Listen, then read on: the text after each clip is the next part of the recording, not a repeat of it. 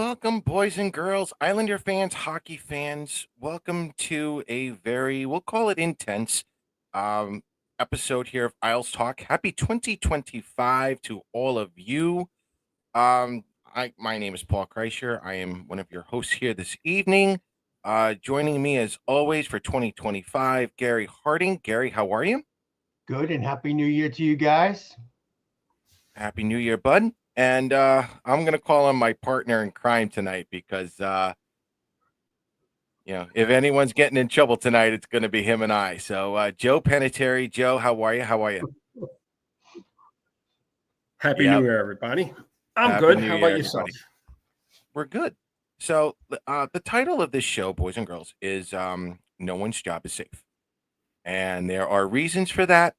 What we're going to do tonight, for you guys, we do have updates on the Islanders. A very late night last night, lots of news that we are allowed to present.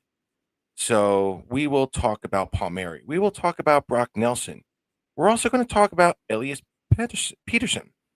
And for those of you who have said no chance, we can tell you that there is a better than zero chance that Elias Peterson could be a New York Islander. But before we do that, we've got two things we would like to address real quick. Our thoughts and prayers are going out to the city of LA, the state of California, and everyone who is now being affected by the brush fires. We are aware that the LA Kings and the Calgary Flames, that game has been postponed for obvious reasons, but our thoughts and prayers are with everyone there. And the second part here, excuse me, I am going to leave to one of our other hosts here, Gary, who has a special message for a very special friend of ours. Gary, go ahead. Yeah. Again, to give the backstory, about 20 years ago, I went to a Long Island Ducks game with the Booster Club, and one of my colleagues that I worked with at a prior job brought his family, which included his brother-in-law, my colleague's brother-in-law, John. He wanted me and John to meet because John was a huge sports fanatic, knew his stuff. And in about 5 minutes of talking with him, I realized how much knowledge of the game he had. Again, his name is John Pannery. And as you can maybe tell by the picture, John had cancer at an early age and lost his sight permanently before his 10th birthday. He had pretty much no sight from birth. But he was an incredible bit of knowledge. And I mean, he can listen to a game and he would tell me things that I should have saw with my own eyes that he got with his ears and his knowledge. He was an incredible guy. And so when I had started a blog originally called The View from Section 317. And I got asked to start up a site on Fansided, which is now Eyes on Isles. And I brought John with me. And the reason I called the site, obviously Eyes on Isles, is because of John. And he wrote some great articles for us over the years. And he wrote one of his first articles he ever wrote was about how a blind person can get into the game of hockey. And the article got so much traction after he wrote it that I can't remember his name now. The current owner of the Washington Capitals actually took it and passed it on to about 1 million of his followers. So it was great exposure, and so we did that for a bunch of years. And then 2014 rolled around, and we were asked by a friend of mine who was the sports program director at WGBB Radio if we wanted to do a broadcast. And since we are both basically faces for radio, we jumped at it. And once every 3 or 4 weeks, John and I were on the air, mostly talking Islanders. We had all sorts of great guests and great features. And, John had his amazing rants, especially when the team was having a bad streak. And, so we did that for about 7 years together. And unfortunately, and actually before that, I will even say he was, if you can look it up, he was actually, if you've ever heard of the show Dr. Pimple Popper on TLC, John was actually on an episode. John had some, growths from the melanoma and stuff, and a lot of them were hurting his posture and his moving around of his arms and his back. So he was actually a feature on it, and it was really cool. And they're even having in the pre procedure, they had some video of us and John doing his rant. So it was really cool. But about a year ago, his cancer came back into his system. And he actually left Long Island and moved up to Buffalo to live with his brother for his last couple of months. And not only was John a great writer, but John had a very big responsibility. He actually had a website called Mac for the Blind, where he taught people literally all around the world, blind people, how to use the Macintosh, whether it was the iPad, the MacBooks, anything regarding Apple. He was a licensed certified instructor and did lots of conferences and all over the world. I mean, he was a truly phenomenal man. And unfortunately, John passed away right just before Christmas, and it still leaves a hole in my heart. He was just such a great guy. He always tried to put a positive spin on everything, and he taught me more of the game than I really realize. And it's a shame when somebody is taken away well short of what he should have been, because he was a true great human being. What the Jewish people would call a mensch. He was a mensch. And I'm just dedicating this show in his honor tonight, although after what Joe and Paul may be talking about, I may not want to reconsider doing that. But John, my friend, you will be missed. Godspeed to him, Godspeed to his family. And Paul, thanks for letting me have those few minutes to honor our good friend John. Absolutely. And John, you are always going to be in our thoughts and prayers. And Gary, well said. Thank you, sir. Rest in peace. Having said that, here we go. Yeah, for our regulars that are in the chat room right now, I want you all to behave yourselves tonight. Okay, this is going to be a night where, yes, I like to bring you in interactions, displaying your comments and everything else like that. I'm going to hold off on a good chunk of them until Joe and I are actually done, and then I'll let you guys do what you need to do during the water cooler segment of the show. Having said that, now we need to do a disclaimer. Okay? Whether he likes to admit it or not, Isles Talk belongs to Gary. Anything that we say tonight, we meaning Joe and I, Gary has absolutely no clue on. He is not responsible for this information. And the reason why we do this is because Gary is vice president of the Islanders Booster Club. And we do not want to put him in a situation with the Islanders that may or may not be detrimental to the Booster Club. Having said that. And Claire thanks you. And Claire, yes, and Claire.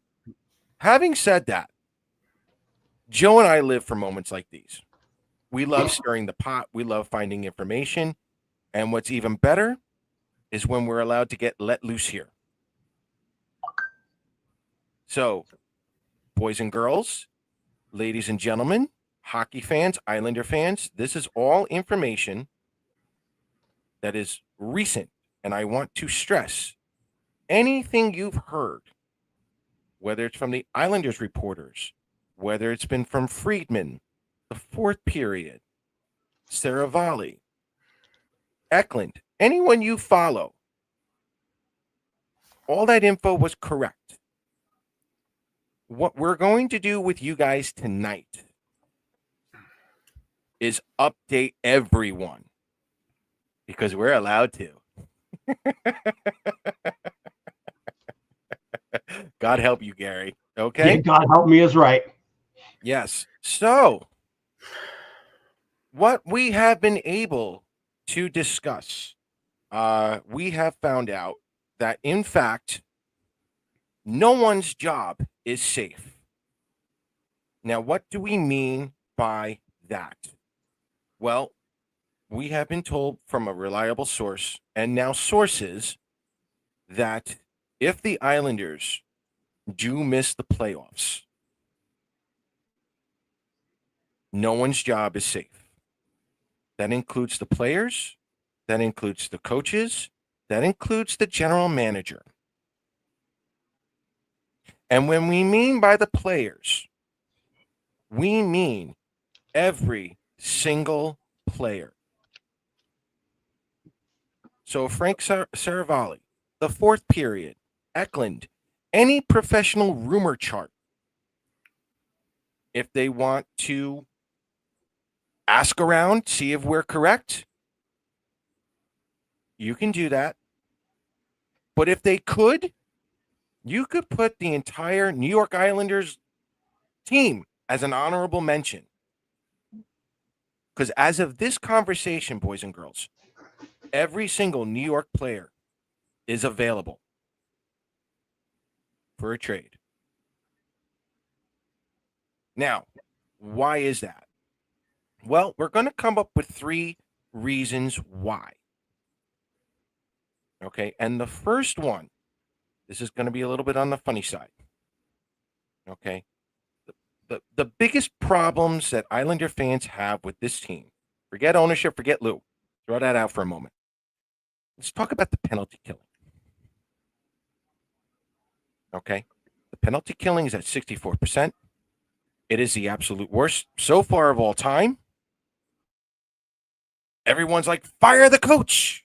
It's the coach's fault. But hold on for a minute.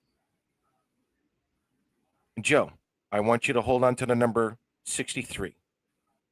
Okay? Because then I'm going to make it look really good in about 20 seconds or so.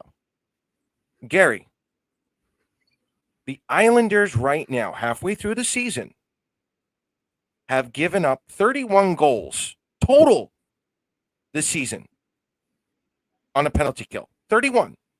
They're at 64%, the worst penalty killing percentage of all time. For right now, we'll just call this an island. I don't even know if it's the NHL anymore. They're on pace for that. But they've only given up 31 total goals on the penalty killing unit.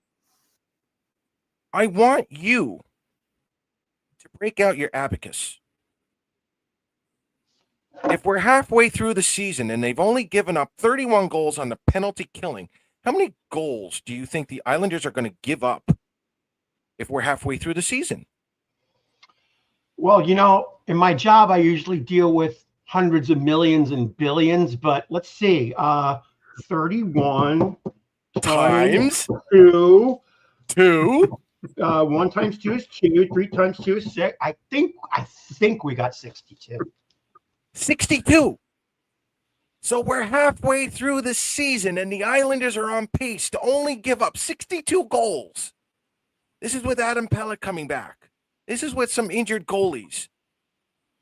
Joe, how many goals did the Islanders give up last year on the penalty kill? 63. 63. 63. Gary, correct me if I'm wrong, but didn't we watch Game 4 together in the NHL playoffs last year against Carolina? Even though the Islanders only gave up 63 goals during the regular season to the penalty kill? Yes. Think about that, boys and girls.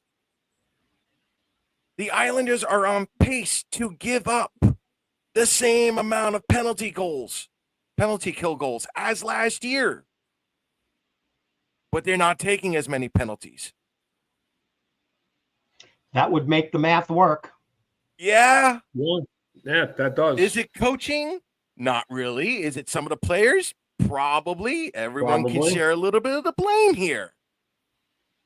Okay, let's go to the power play. Matt Barzal. Well, let's add a little more drama to this, okay? The Islanders are also last in the power play at 11%. Okay, let's add a little drama to this, okay? Granted, Matt Barzal has not been here for almost, half the season.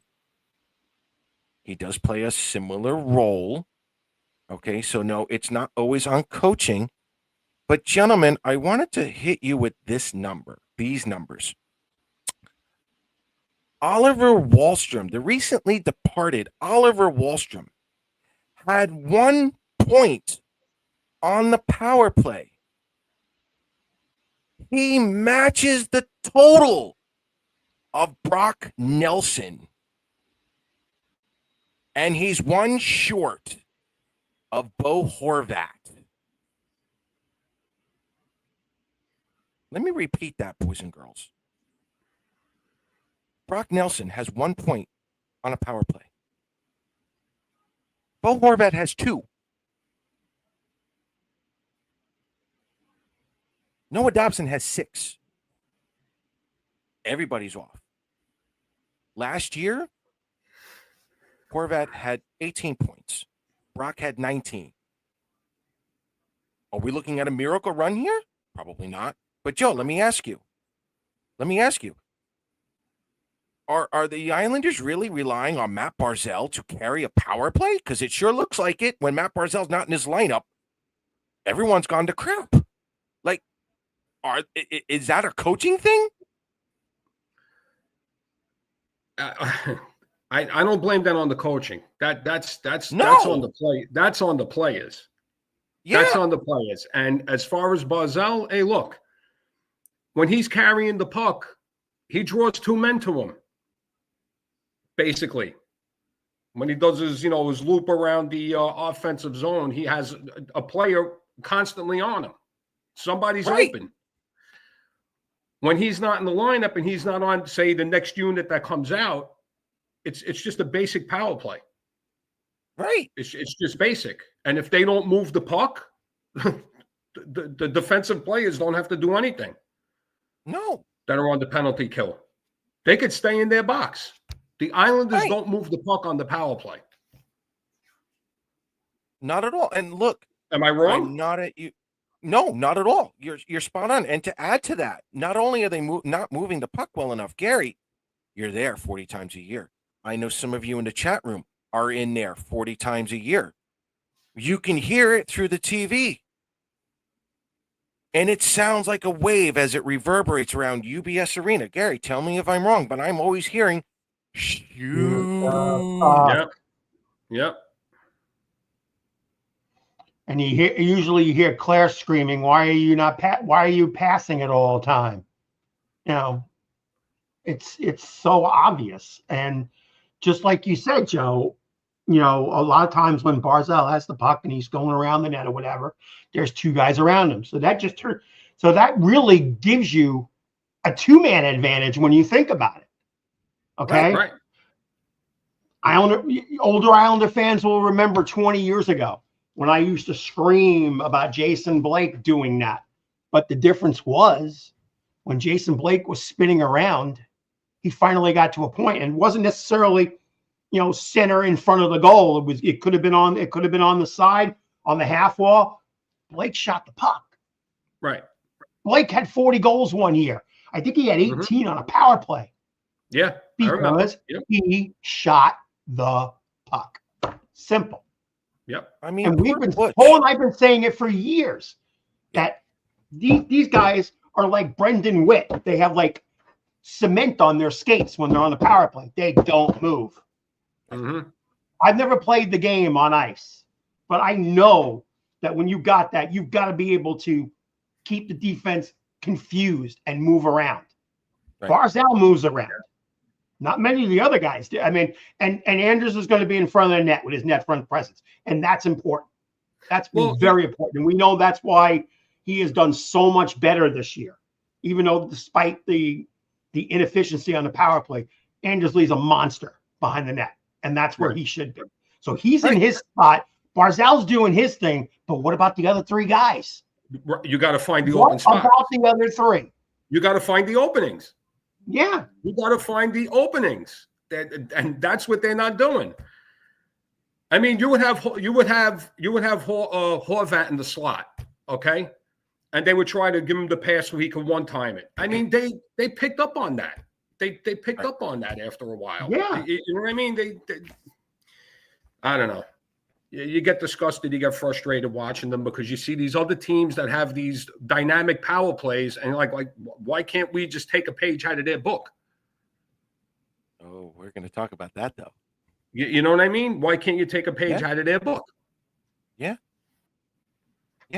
No, and again, going back to the power play. Listen, the Islanders are short roughly 12 goals on the power play, at least to what they should have. Granted, Matthew Barzal plays a factor in that.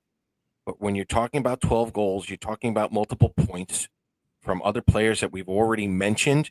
You're looking at least a 4 or 5 point improvement.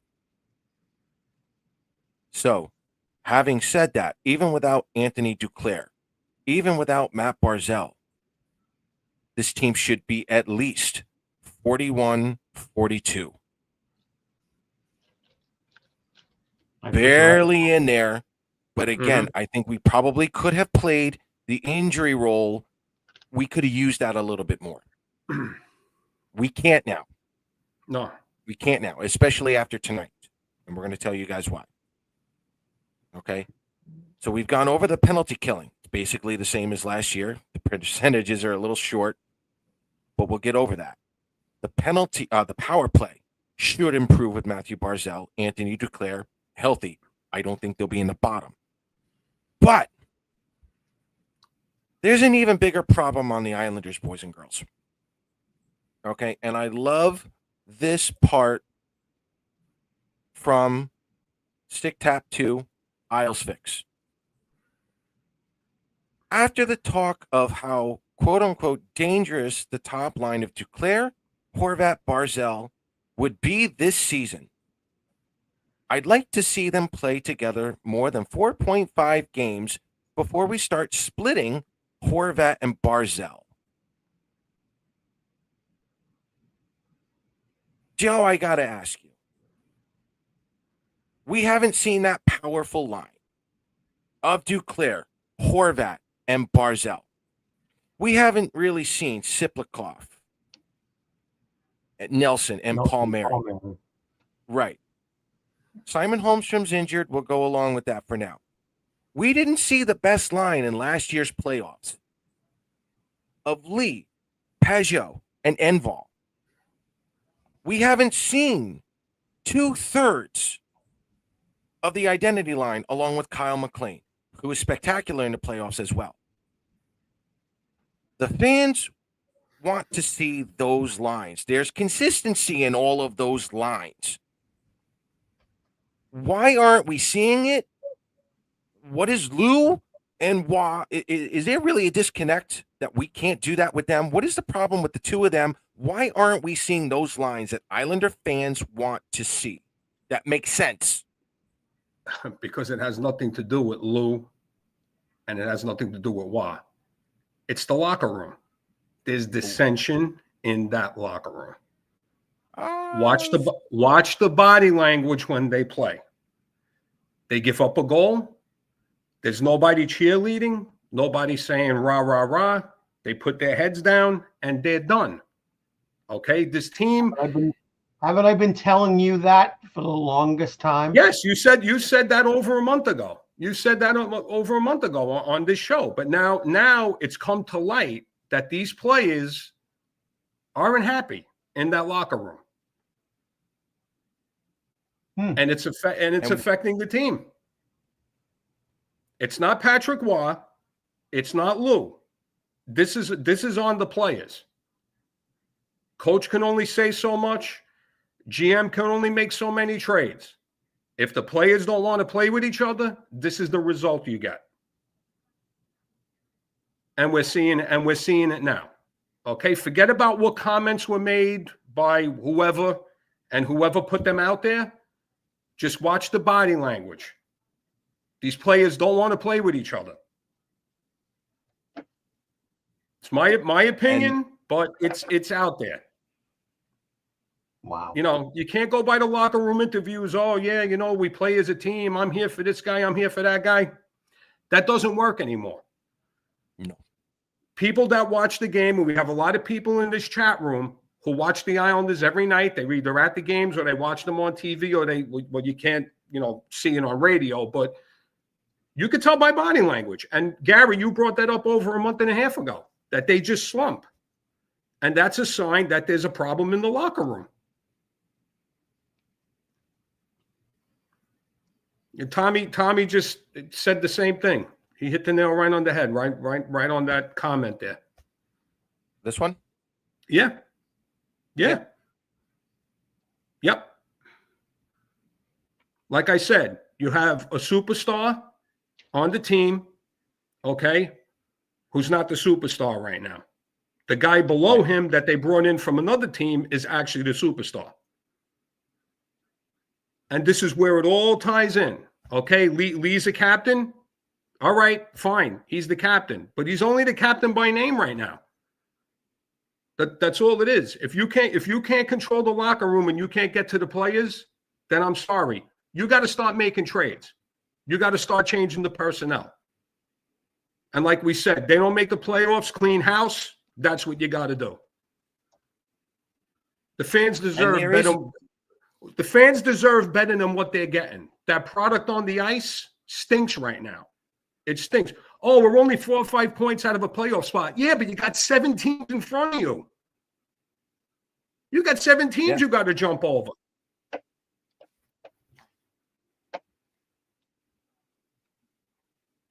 So, hey, look, everybody has their own opinion about, you know, what they see, but you know, if you understand the game of hockey, like most of the people in this chat room do and on this show, you'll understand what we're saying. And Gary brought it a month and a half ago. Right. You know, and it's funny, you know, I've always thought. I froze up on my side, so. Yeah, we know. That's usual with you. No, but we've always thought, and I've known for years, and again, from some of the people I know, you know, I've always heard that the Islander locker room was always a very tight-knit, close bunch of people. And you see it when you look at some of the social media accounts of these guys, that they really all seem to get along famously. You know, they get along so good. And, you know, it's very sad. And I'm sure Claire's, you know, thinking about it right now and saying, how could that be? But it happens in sports with all these teams. I mean, you know, we're talking about our guys, but look at the guys 40 miles away from us, you know? I mean, they're in as bigger of an S show as we are, you know? And, you know, it's a shame, you know, that unfortunately that minds and psyches are probably the cause and effect of what's going on with this team right now. And, you know, I never thought, you know, as a result of this, I never thought I'd be saying this, but, you know, I usually lay on the side of caution when it comes down to this. But, you know, if you've got this kind of condition in your system, you've got to eradicate it. And maybe this is the time to do it. Hey, Paul, could you highlight Tommy's comment about the package? Sure. Tommy, yeah, I would be willing to do that. I would be willing. And I can tell you right now, everybody's available in that locker room, including Barzell. Yes. Okay. Yeah. And I would do that. Yes. Because this team is fragile right now. It's very fragile. And right now, what's going on in that locker room is hurting this team. Yeah. and this is why I said we're going to do a little segment in a moment for you guys in some capacity, but we're going to help you guys out with that because we're going to narrow a few teams down for you guys. Okay, so the Islanders are going to make trades. We know of at least 2. Could be 3, could be 4, could be 5, depending on the return. Okay. Do the Islanders still make a run at the playoffs? In all honesty, at this point, that's going to be on the coaches. That's going to be on the players who are left. At this point, no one knows. The only people who do will be the coaches and the players. And you go from there. Now, having said all that, it is now time for Gary's favorite segment of the show, Armchair GM. For all of you who do not have a life and need to research and come up with every kind of trade scenario, hoping that you are right, this is for you. But we're going to help you out here a little bit. Okay? The first topic out of all of this is, where is Kyle Palmieri possibly going? I should have said possibly in that title, but where is Palms going? I'll toot my horn here a little bit.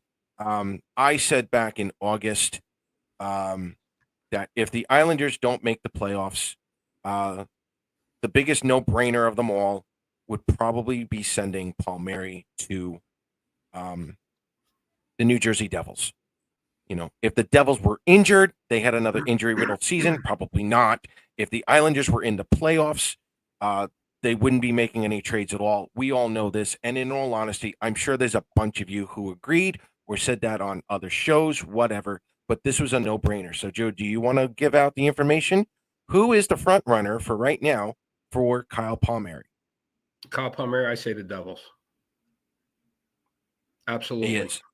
Absolutely. The New Jersey Devils are, in fact, the front runners for Kyle Palmieri.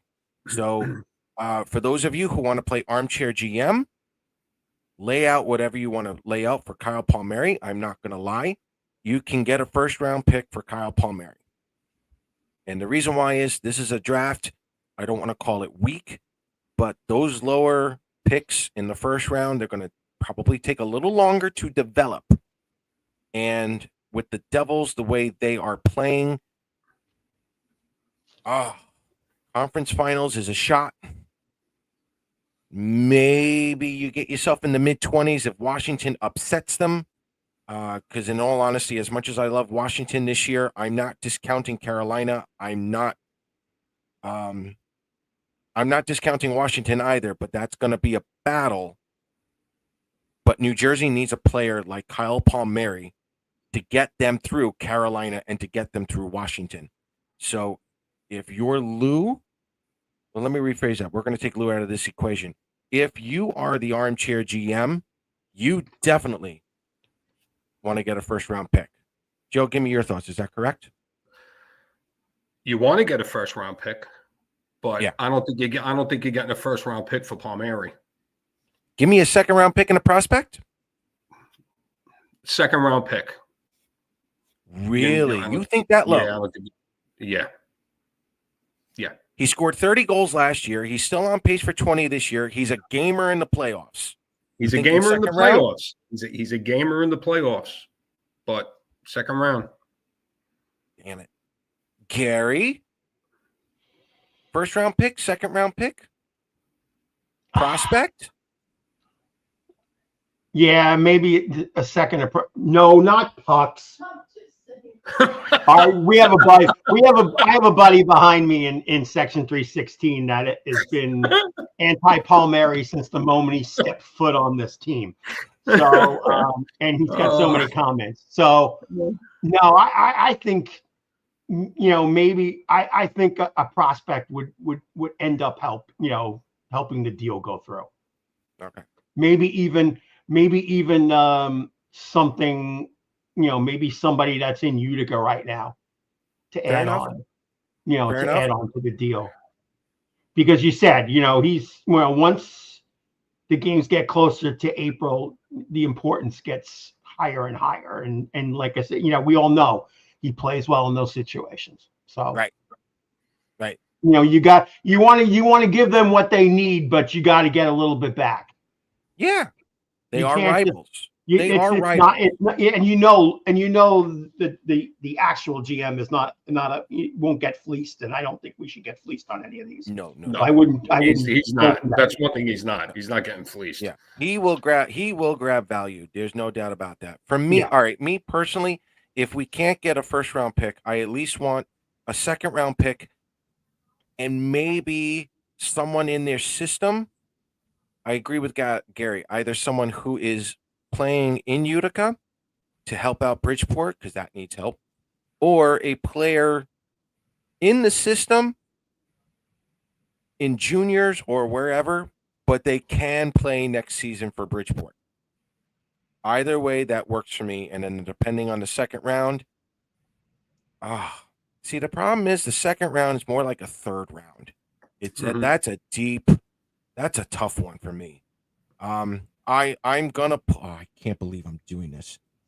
I'm gonna pull my own Randy Workman here. I'm gonna be cutthroat when I'm being a GM here. If the Devils are that desperate to get past Washington and Carolina, I want a first rounder for Kyle because that Kyle that low. Fitzpatrick, Fitzgerald will never ever give a first rounder for Palmieri. I know. There's got to be more than just that second round pick. I'm going to go with Gary on that. There's got to be more. So, all right. For now, Kyle Palmieri, the Devils have the most interest in Kyle Palmieri. We're not saying he's getting traded because he's not traded yet. But the team with the most interest right now and seems to be the front runner will be the New Jersey Devils. Now, this is where things get interesting. Brock Nelson. There is a reason why Frank Saravalli has him at number 1 in his trading list. That is legit. Bearing some kind of major miracle at roughly 95%, likely Brock's going to get traded. Okay. A lot of you probably have heard that the Minnesota Wild is an obvious choice. We can confirm for you that the Minnesota Wild are indeed the front runners for Brock Nelson. However, as of late last night, the Winnipeg Jets have stepped their game up and they want Brock Nelson. Now, I understand the information that I have goes back and forth. Supposedly, all the Canadian teams are on his 16-team no-trade list.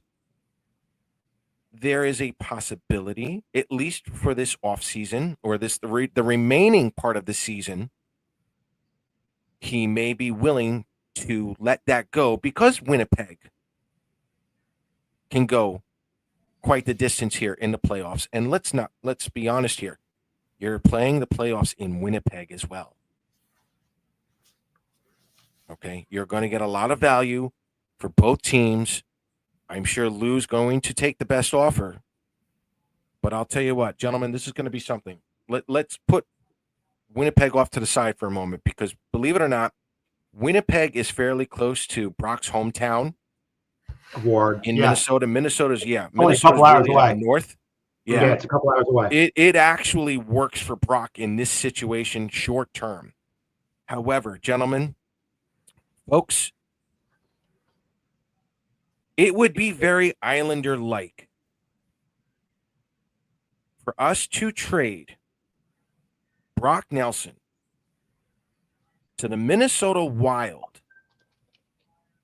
And for the first time in Minnesota Wild history, they not only get beyond the first round, they go to the conference finals. Well, that would be very Islander-like. Haven't they been there before once? No, just the first round, I think. You sure? The second round, yeah. Or they may have Okay. got it. All right, the second time. I might be wrong. But the second time. But the first time in a long time. Conference Yeah, that's true. finals. I'll believe that. Second time. That would be very Islander-like. Okay? Look, Bill Guerin came to the Islanders. Poor guy got named captain. 2 rough years. We did him a favor. We sent him to Pittsburgh. He ended up winning a Stanley Cup. Billy's got to help us out here. We're giving him Brock Nelson. Brock Nelson can help Minnesota get through Dallas. He can help him get through Winnipeg if they got to go at it. I'm looking for a decent deal here from Bill because I don't want to help this guy out twice. Granted, we owed him after we made him captain of all those years ago, and he ended up winning a Stanley Cup here, but I don't want to give him that much here. Gary, I know this is your favorite part here. I would absolutely run up the price here for Brock. First rounder, prospects. What would you like to go for? Just with Minnesota for now. With Minnesota for now.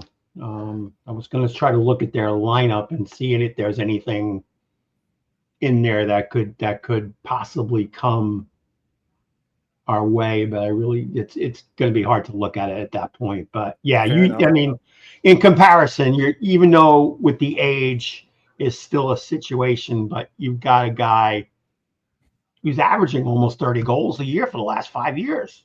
Yeah. You know, he may not be on pace for that right now, obviously, but he's got a track record. He's got a good playoff record. Going to the Four Nations. Going to the Four Nations. So, you know, he's one of the top 20 players in the United States. So that's gotta be something that would, make sure that your general manager would get some value for. You got to get significant value. All right, so let's stick with value here, Joe. On the flip side, Winnipeg's got a ton of prospects. I would trade him to Winnipeg. I would trade him to Winnipeg and pick apart their farm system. Take your pick. They're stacked. Get what you want. Fill your gaps. Fill your holes with whatever young kids you could get from them. And I say you do it before the tournament. Yes. You move them before the tournament. Yes. Now this is going to be this is an educated guess here, but from what we've been hearing as well, there are a lot of general managers who will be eager to make moves before the Four Nations tournament. So making an educated guess, we can probably assume for now that Brock would probably be traded within the next 3 weeks. Oh, by the way, I want to correct you on something. Yes, go ahead. In Minnesota's third year in 2003, they did go to the conference finals. Lost. Oh, my apologies. To the Ducks. Okay, so it's been over 2 decades that they went. 2 decades, yes. Been a while. Been a while. Okay. But it would be very Islander-like to help out Bill Guerin, and he goes deep into the playoffs again. No doubt. Again, a good buddy of Mr. Lamoriello, too. Absolutely. Yeah, absolutely. So for those of you who want to play Armchair GM, look at Minnesota and look at Winnipeg for right now. I don't think things are going to change, and that kind of makes sense with where Brock lives and, if any future plans he may have. But again, I'm kind of agreeing with Joe. Winnipeg's got a few more prospects. How desperate is Winnipeg to get deeper into the playoffs? And look, that's a playoff atmosphere, man. That's winning. I mean, Minnesota's wild, pun intended. Minnesota's wild with their crowds as well. But, Brock's going to be in a win-win situation no matter what. So there you have it, boys and girls. Brock, your first choice would probably be Minnesota. Your second would be, your front runner is Minnesota. Your second is Winnipeg.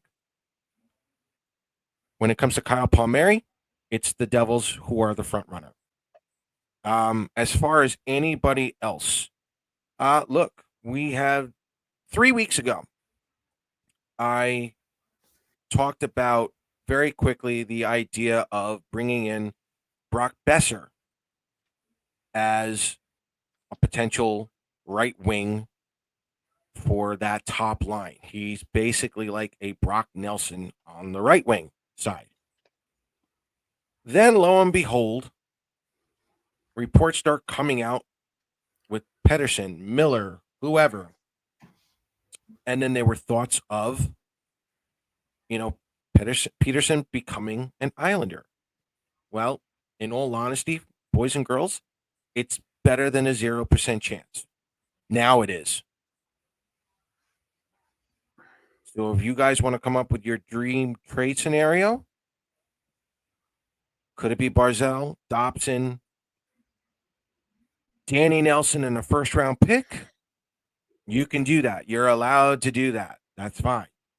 I don't know if if the Islanders do not do as well for the rest of the season, and that's a top 10 pick, I don't know if Lou would give up that top 10 pick. Maybe a 2026 first round pick next year. I don't know, but that would be a very hefty price. Some fans would do it, other fans would not.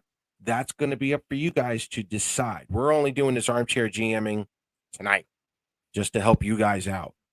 But yeah, thank God we're only doing it once. no, we are. I promise it's just for tonight.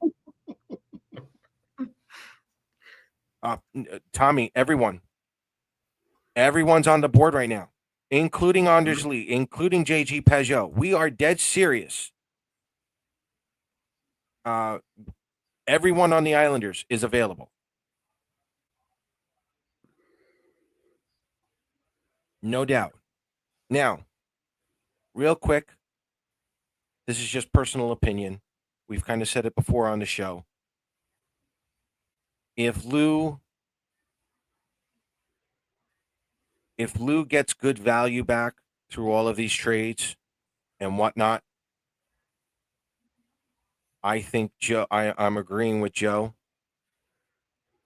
I think they are just going to bump him up to be hockey operations, president of hockey operations, whatever the title is, for that 1 year next year. And I think you're going to see a new GM, a new head coach. I think you got a clean house. We have said on this show multiple times that we have been told that the Isles have never made a decision or have thoughts of naming Patrick Waugh the next general manager. Could that change? Possibly. Never say never with this organization. However, the way things are going, it might be better if there's a complete clean slate. And I think the worst thing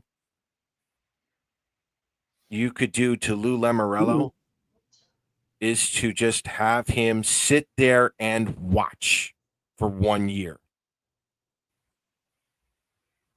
Not necessarily as a punishment, but it's just like, look, it is what it is. I think you're going to get if the value comes back and the Islanders can make any kind of a season, I think you're going to I would hope the Islanders would let Lou Lamoriello make the first pick in this year's draft, their first pick in this year's draft, and kind of doing a passing of the torch with the next general manager like Nashville did with Poyle and Barry Trotz. And then Lou's already been bumped up to the operations, and he gets to watch the season for one more time. Gary, give me your thoughts. The way the season is going, do we just move Lou up for 1 year? New head coach, new GM, new coaches, fresh start?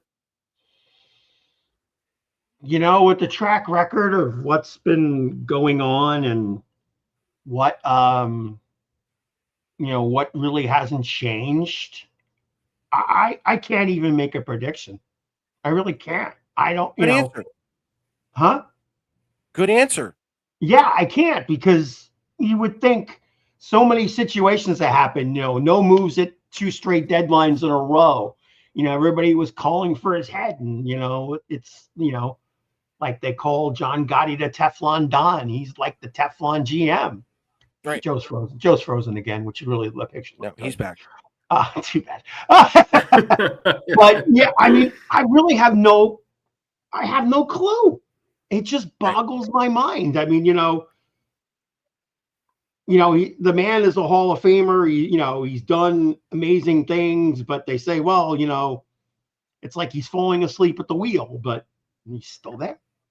When you hear him, not talking, to reporters, he seems like he's, sharp, alive, happy, all that other stuff, but nothing gets done in, how our fan base can be, so I couldn't even tell you. And it's not an answer to back out. It's just, I wouldn't want to make a prediction in Vegas on this. That's for sure. Right. Joe, you and I have talked about in the past, Lou has a lot. Oh, wait a minute. Hold on. I'm getting a bird whispering in my ear. Okay. Yeah, somebody that's like 15 feet to my left in the other room keeps mentioning the name Johnny Boychuk. As the next general manager. I don't know, because every time, a couple of times a year, when you look over at Lou's box, there's Johnny Boychuk right next to him. Okay. And they're yapping back and forth. I know he's in Edmonton right now, and he's doing, advanced scouting up northwest, but sure. Every time I've seen him at the Coliseum, every time I see him at UBS, he's right on Lou's shoulder. Right.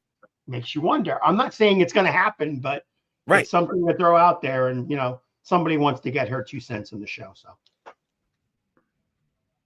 Joe, you and I have talked about Lou Lamoriello, and we can both agree Lou can go whenever he wants, and there may still be some truth to that. Do you see or feel that Lou keeps his job for one more season, or do you think they would bump him up, or what do you think the Islanders have to do? Pure speculation here at this point.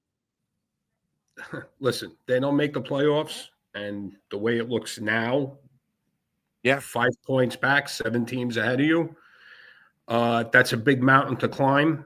Hey, listen, the state that this organization's in now, I say if they don't make the playoffs, bump them up, keep them there for a year, bring in a new head coach, new GM. As far as Boychuk, I think you're going to have to give him a little time, and you got to bring in somebody with experience to straighten this team out. Okay. That's my opinion. Could he be grooming him? Sure. Could be. Absolutely. I mean, but this team is in a bad state right now. Bad state. So he's got to make moves. If let's put it this way, if he wants to save, I'm not going to say save his job. He basically makes his own call, but he's Lou, right? He is still Lou. Yes. Make your trades, do what you have to do, and just get this team going in the right direction. The team is stagnant right now. Right. They win 3, lose 4, win 1, lose 3. I mean, something has to be done, and it's got to be done through trades. So. Right. So, all righty. It's time for Water Cooler Talk. This is where we're going to take your comments, questions, concerns, comments. Open up the floodgates.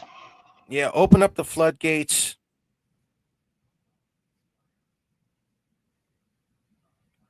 Great point, Robin. We have a playoff team when the heart is in it. I don't see the passion. Collectively, I don't see the passion. It's not there. Not at all.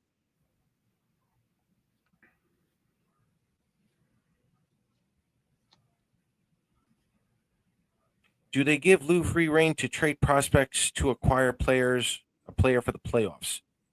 That's a good question. That's out of our expertise for the moment. I don't think so. I hope they wouldn't, because I didn't touch on the World Junior Championships this year, but A couple of these kids did really well for what the positions that they were in. And there's a couple of kids in college right now that are ready to crack at least to the professional level. I don't know if Lou would give. You're giving up prospects. You're probably gonna go, a big home run swing, but that's got to be a big swing.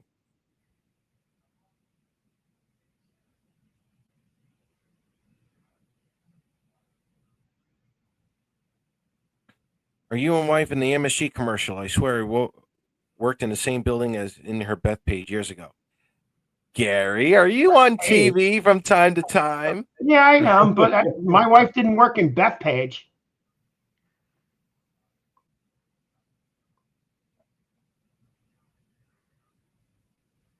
So I don't. Yes, Randy, I will take questions from you. Even you. That's desperate. Even from you. Oh, by the way, happy anniversary to Randy and Pam. 33 years. Poor Pam. God, she should get the Order of Canada. That's what I said. I said, poor Pam. Don't want to trade Dobson either. Barzell for Peterson. Look, Peterson's on 100-point centering.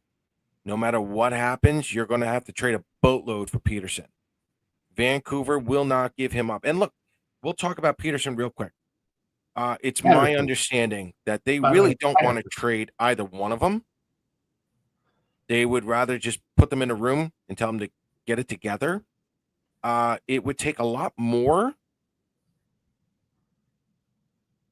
for Peterson because, Miller's age is somewhat of a factor. But in all honesty, Joe, who is the one player on Vancouver that no one is talking about in trade rumors? Hughes. He's the star. He is their star at the moment. Yep. He's their star. Don't think Quinn Hughes has name. some kind of say. Right. Don't think Quinn Hughes has some kind of say.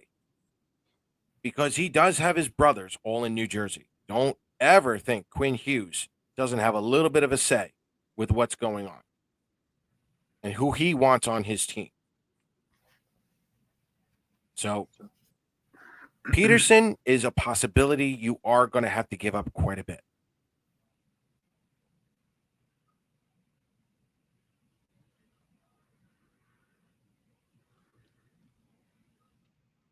Barzell on any other team is a 90 to 100-point player. No. No. No. I don't know. I don't think so. I don't think so. I mean, that's got to be a really good team. That's got to be a really good team already set up for Barzell. I don't know if Vancouver's that. Are the rumors true about Steve Cohen buying the Islanders, or is this nonsense? No.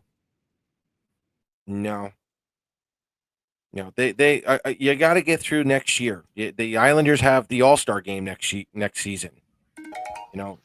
Malkin's not going anywhere until at least that All-Star game is over with. So no, I don't see that happening, especially after what Cohen spent on all that money on Soto. I just can't see it. They would love Barzell in Vegas or Detroit. Well, listen, there's a part of me right now that would love to get my hands on Alexander Holtz in Vegas. He's one of the top. Let me rephrase that. His shot in that 2020 draft is still the best in that draft. He's a right winger. He's got the speed, and he's played under some old school coaches, both in Jersey and in Vegas. He's been put on the fourth line or the third line, and to be completely fair, his numbers aren't bad. He's also on the power play. He's at that point where he needs to go to a team that needs to give him a chance. I would love a line of Anthony Duclair, Bo Horvat, and Alexander Holtz. And even if anybody else isn't traded, give me Anders Lee. Give me Matt Barzell. Give me Alexander Holtz. Unless we're trading Barzell to Vegas. Whatever. Give me a shot at him. He could replace Palmieri's numbers at some point. But that's just speculation on me. Would you trade Sorokin? No, but Lou probably would at this point. If the offer's right, yeah. Folks, everyone's on the line. Everyone's on the line. Everyone's on that trade bait right now. You can literally put the New York Islanders on every professional trading list, all those websites, the fourth period, Saravalli, Eklund, whoever you want to put, trade list, they can write down the New York Islanders. They're all available. Would I trade them? Probably not. Would Lou? For the right price, you bet.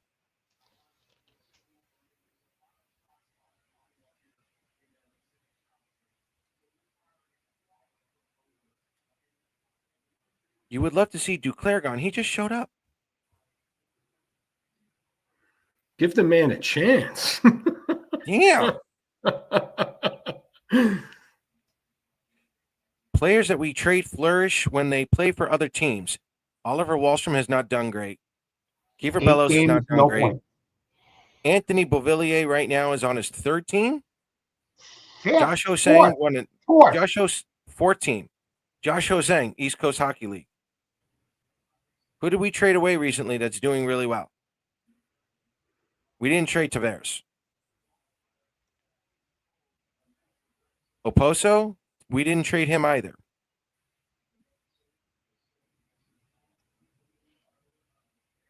Would Lee want to be moved? Probably not. I mean, that's kind of obvious, but again, it's one of those situations where how's next year really going to be? You know? Yeah, you can still play next year, but guess what? You're not going to be captain. That could happen. Like, everything is on the table here, boys and girls. Everything is on the table. Well done on Taze, but that was a cap move. Everybody knows that. That was a cap stipulation. We had trouble with the cap. A lot of owners had problems with the cap not going up around those times. That was just a cap thing. Otherwise, me personally, from a financial standpoint, Taze would still be here.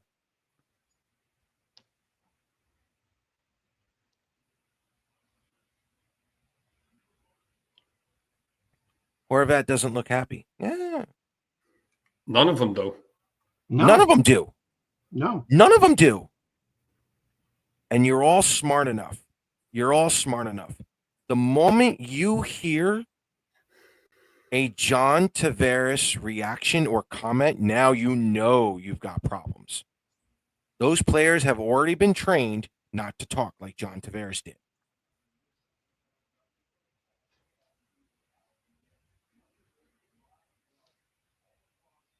That is the problem with 13 players with some kind of no trade clauses.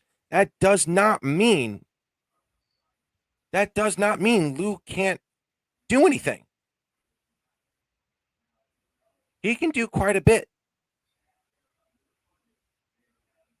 If the players don't want to be here anymore, they'll waive it.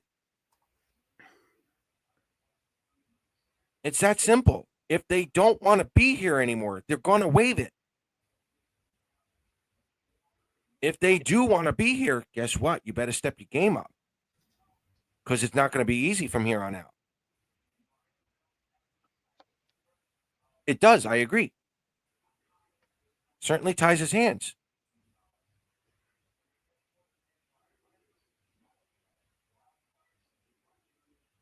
Lambert in Winnipeg is a fast skater. Absolutely. Yep. Absolutely. I think he needs a little more time. Or I don't know if he's playing for Winnipeg at the moment. But that's Brad Lambert I believe that's the one Robin's talking about. And he's playing for the other Winnipeg. Yes.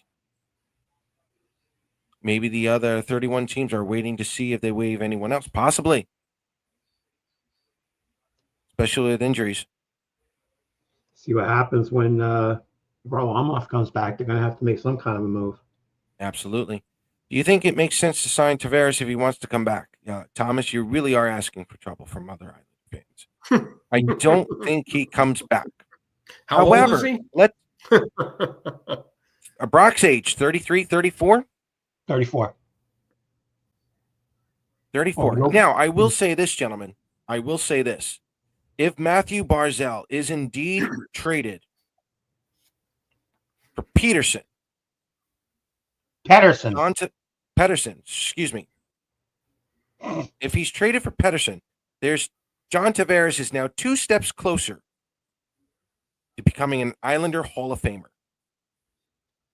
And the reason why I say that is because, number one, Barzal truly was the kid who just won the Calder.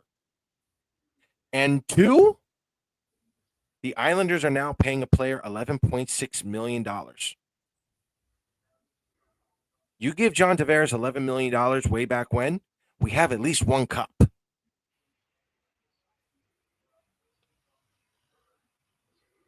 And if we're going to start throwing people under the rugs, that's on the ownership. Well, technically 1 owner, part owner. Yeah.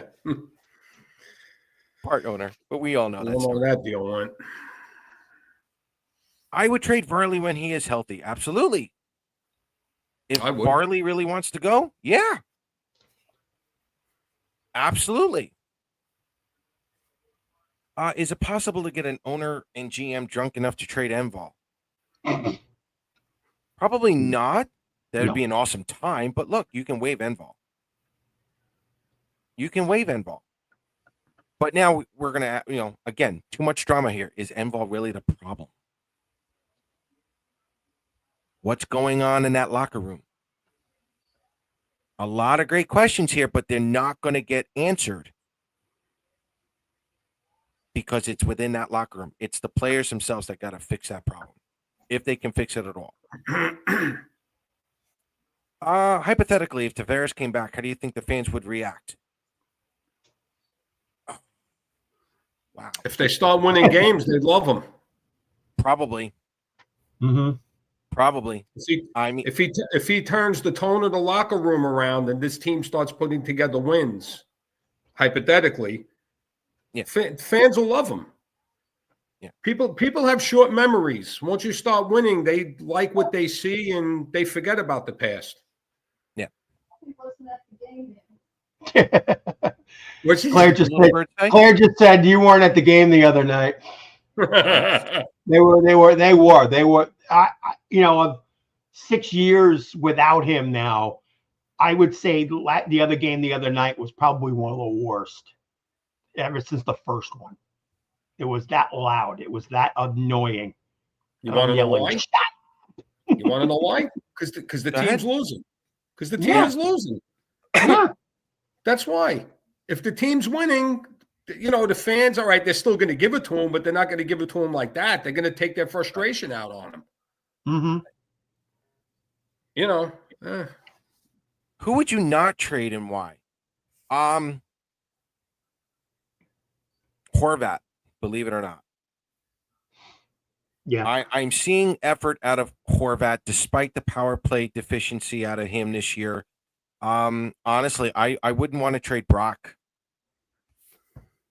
I have not been impressed with Barzal. But I understand Brock's let me rephrase that. I understand Nelson's position. I like Dobson. I think Dobson needs help on defense. And let me rephrase that. I think Dobson needs more help from an offensive defenseman. Ironically, I think he needs another Devon Tays, but I think the Islanders are desperately missing Mike Riley and his offense. Absolutely. I think that's a much bigger topic that we are not talking about. Mike Riley missing this entire season has been a big of a hit for Noah Dobson. Mm-hmm. Sorokin, Dobson, Horvat. I agree with that. I'd buy it. David, this is an excellent question. I do not think the players on this team like Patrick Waugh as a coach. I thought about that myself. Are they winning because he's Patrick Waugh, the former goalie, NHL Hall of Famer?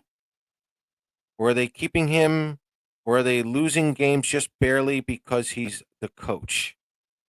That's an honest question. It's a good question. I have thought about that myself. You know, it's, I don't want to say is Patrick too big for the game, but, you know, the legacy he has, it's just that big. That's a great question, David.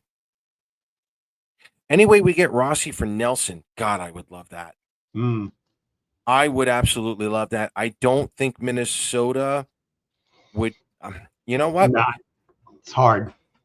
No, if Brock signed an extension, maybe, but I think we'd have to throw in a little bit more for Rossi. I really do. But again, we're in a position where we get to talk about this now.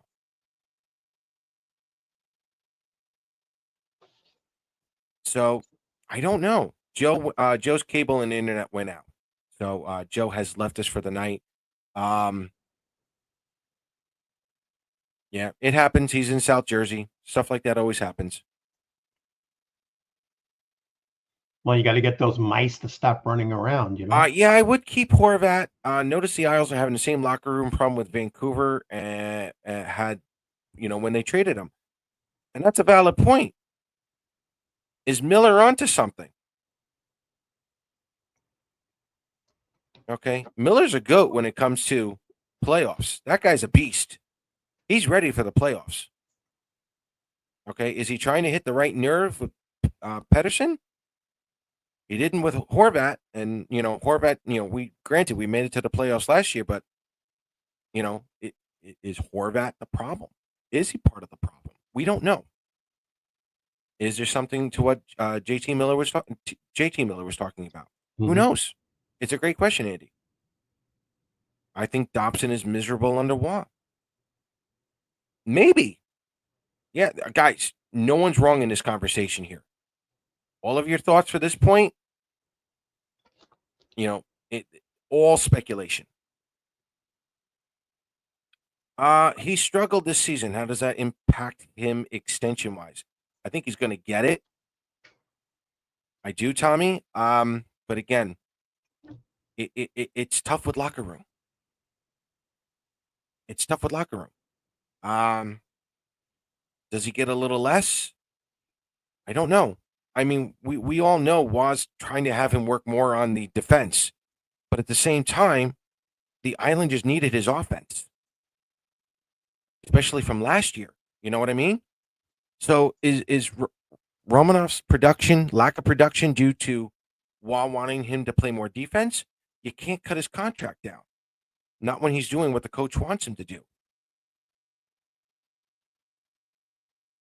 It's a great question. And again, it's all up in the air here. We are not going to have all those answers. And, we'll get answers towards, the end of the season. But Mm-hmm. am I still hot to get Ehlers from Winnipeg, or are you looking to get younger? I am actually looking to get younger. Yeah. Younger players who can play. Ehlers 2 years ago would have been a great move. No doubt. Oh, no doubt. Move. No doubt. And not that he's bad. It's just we've suffered through this, and I don't put him in the slow category. We've got stuck in that old category. Right. And this team must get younger. Right. Or else they'll have guys our age playing, and that'll be really problems. Oh, dear God, no. We need that wheelchair league. Absolutely. Yes.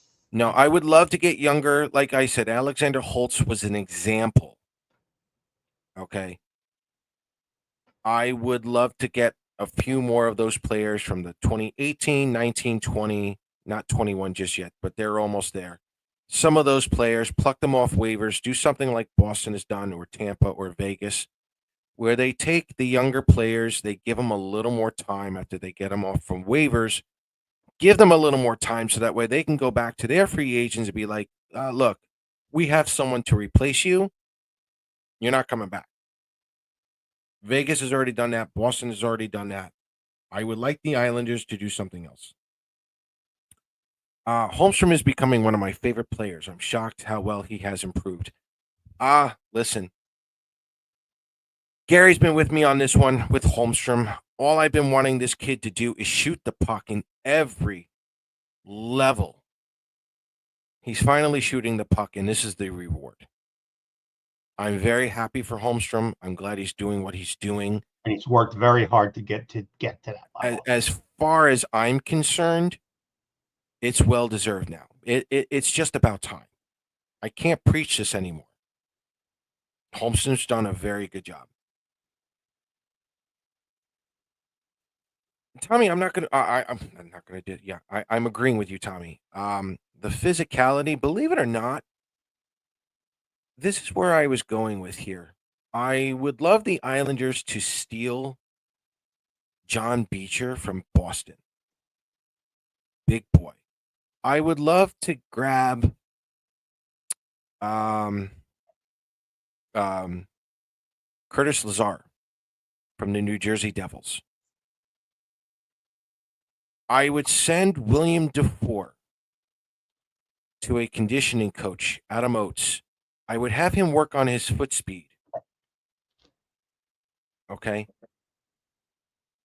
Those three players together are like 6'2", 6'3", 210, 215. They're big boys. They're physical. They can play that game. If William DeFore had any kind of foot speed to go along with the play that he has, he could be our next Cal Clutterbuck. He doesn't have to throw as many hits. But that's what DeFore is lacking. He's lacking that physicality mentality. But I agree in the sense that I would love to see our fourth line get bigger and just go after some of the other top forwards over that stretch.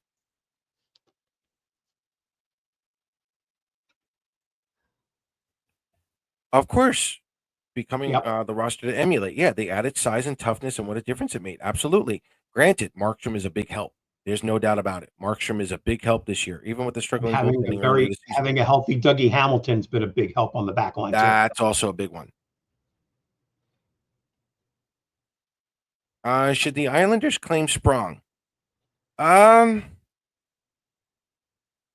going to go no. I want to see what the players do from here on out. Yeah. If the Islanders can grab themselves a top 10 pick, a top 7 pick, I don't want someone in Daniel Sprong who could potentially help the Islanders' case. I don't want the Islanders to necessarily tank the season, but I want to see which Islander really wants to play for the Islanders. Who wants to stay on Long Island? Who wants to play for the crest in front and not the name on the back? I'm kind of in that mode. Because collectively, we can all agree they're not there. No, far away. Far away from it. From here on out, who wants to stay? That's my question. And guess that means I'm wearing the fisherman jersey a lot more. Maybe. I'm going to join you. I got my Tommy Sello one right behind me. There you go. Or Ziggy. I got Tommy Sello ready to go. So, all right, listen, boys and girls, yes, he has to. He's got 25 left. He's got 25 left, Tommy. It's like every other game. Absolutely. Even if it's the last game of the season, you get Matt Martin to 1,000 games. Otherwise, that's an absolute disgrace. Why would you bring someone back? Bailey. We all know what we felt about Bailey not getting to play his 1,000th at home. Yeah. So, yeah, he's got to get to 1,000. Yeah. That was a bunch of crap, too. That shouldn't have been allowed. Whether you love Josh Bailey or you hate him to death, Josh Bailey should have played his 1,000th game in New York. You have now signed Matt Martin to a contract. Get him to 1,000 games. That's absolute crap, and they don't do that for him right now.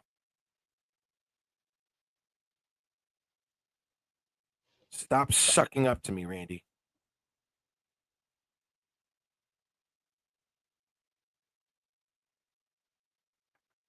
He got fined. Oh, I was going to say about the George hit.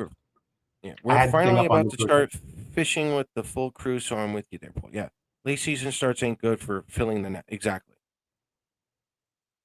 What was that? No, I had the comment up here about the George, the hit from Domi. Oh yeah. Oh yeah, probably. Should have been.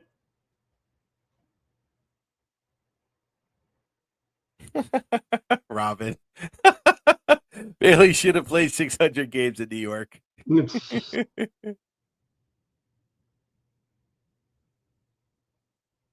Look, that's fine. He's here. He's got 25 games left with half the season. Get him that 1,000 games. Give Islander fans a small reason to come to that arena. Absolutely. So, all right, boys and girls, we are finally done here tonight. We want to thank ahead of time all things Islanders, the Drive for Five, the Islanders Misery Group, the Worldwide Group, all those Facebook groups who have allowed us tonight to have our show on those Facebook sites. We greatly appreciate it. Those of you following us on X and on YouTube, we thank you again for coming on. If you haven't already, please follow us on Isles Talk on X at Isles Talk. Follow us on Facebook and hit us up on YouTube. Hit that like and subscribe button. The metrics have been great. The analytics have been great this year. And we thank you for that. So we thank all the administrators in the Facebook groups for allowing us to be on the show tonight. Everyone is now available, folks. I don't care how it gets done. If anything else other than Brock and Palmieri gets done, it probably needs to get done. Even if no one else is traded, changes are more than likely on the way. There's no doubt about that. Well, definitely to show up in my eyes, Paul. You know, again, as you put the disclaimer out, I knew absolutely zero. Gary had no clue. Gary had absolutely no clue. Nope. And, you know, like I said, I'm usually the person that will look at the glass 3/4 full, not even half full. Sure. I tend to be a lot more conservative when it comes down to that. And the points you make are valid. You know, I mean, you know, we never like to knock our team out or push them down, you know, when they're that bad. You know, I will always try to find a way to stay positive. But right now, the way the construction is, you know, there's too much that has to be done for them to even make a run. I mean, be honest. Look at it with an honest, factual mind. Forget who you're dealing with as the coach, the general manager, whatever. You're just looking at the players. And I said it in November. Right. Watching those third periods at UBS, watching their faces. I don't see their faces, but watching the body language as they were skating back to the bench and hearing and seeing the frustration as they sat down, you know, ticked off that, you know, what's going on. You know, it's kind of like, you know, when you're doing something, it's like, same old crap all over again. Well, that's what they're feeling. And you don't think that doesn't affect not only the game, but everything with the person. You're talking gibberish. Right. You're absolutely talking gibberish. So right. At this point, not that you sit, you know, again, you always want your team to do the best. You always want them, you know, to be a winner. But at this level right now, where they stand, unless you know, some of these guys develop superpowers, literal superpowers, you got to do what's best for the future. You know, you've got a pipeline that may not look great in the eyes of a lot of these experts, but you got a lot of good kids that are ready. They'll be ready, and you work on them and you get them involved. If you got to make trades, get some prospects in here, get some guys to go to Bridgeport and be the help, the backup that you eventually need. There's Right. a lot of work to be done, and they can do it, but it's got to be realized that, and I maybe, from what Paul and Joe said, the team is starting to realize they've got to change the ways. And it's hard to, like as Brian just said, it is hard to stay positive. Right. I'm always, trying to find something that would give me something good to look forward to. But just remember, we have a 7-game homestand coming. And so far this year, wearing the fisherman, I'm 3-0. So I can tell you right now what outfit I will have on the 14th. Oh boy. Oh boy. Okay. On another serious note here, for season ticket holders or for any fans who are hesitant in going, if you have an appreciation for Brock Nelson, go to those games. If you want to start a chant, thank you, Brock. Thank you, Nelson. Thank you, Palms. Show those players. Except for the guy 2 rows behind me in 316, he won't be saying that. Yeah, that won't work. But yeah, I know. He's all excited now. Yeah. Okay. I don't want to say pay tribute, but show your appreciation for probably the 2 most consistent forwards the last 2 years, especially Brock. Especially Brock. Yeah, for sure. The days are numbered. The games are numbered. If you're a season ticket holder or if you're an Islanders fan who's thinking about going, go for Brock and thank him every time. Having said that, for all you armchair GMers, for Brock Nelson, you're looking at Minnesota first, then Winnipeg. That could change. That could flip-flop. For Kyle Palmieri, have fun with New Jersey. I hope you guys come up with all a bunch of trades, scenarios, theories, whatever you guys want to do. By all means, have at it. Gary, where can they find you on social media? At IslesMet63. Definitely, I'm going to be looking a lot more on Twitter lately, in the next couple of weeks and see what's going on. So definitely give me a shout if you got an idea. I'd love to chat about it. Absolutely. You can find me on X at P_Kreischer. And again, don't forget to follow Isles Talk on social media all over the place here. Guys, we want to thank you once again for coming on. This has been a great show. We greatly appreciate it. Go ahead. No, I'm just saying, absolutely. I agree. Yeah. This has been a great show. Thank you all for coming on. Let's go Islanders. And see you next week. See you next week. Here's to the fisherman, Gary.